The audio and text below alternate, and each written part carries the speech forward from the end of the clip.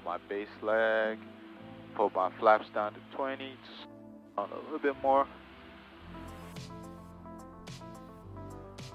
And once I turn final, depending on how far from the runway I feel I am, flaps 30.